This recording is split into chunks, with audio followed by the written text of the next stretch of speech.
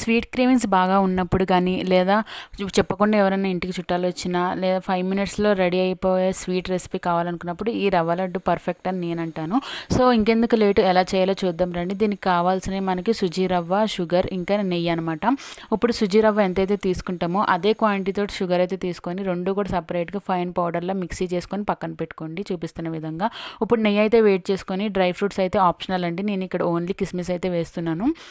కాచిన నెయ్యి వేసినప్పుడు ఇలా ఉండలు రావడం వల్ల మనకి లడ్డు అనేది పర్ఫెక్ట్గా వస్తుందని గుర్తుపెట్టుకోండి. ఇప్పుడు మిడిల్లో నెయ్యి యాడ్ చేసుకుంటూ బాగా ఉండలేమి లేకుండా ఇది మిక్స్ చేసుకుంటూ ఉండండి. ఉండ చుట్టడానికి మనకి వీలయ్యేంత వరకు కూడా నెయ్యి అనేది యాడ్ చేసుకోవాలి. ఇప్పుడు చూడండి చూపిస్తున్న విధంగా మనకి మూడు కూడా బాగా మిక్స్ అయిపోయినాయి. ఇప్పుడు లడ్డు చేయడానికి రెడీ అయిపోయింది పిండి అనమాట.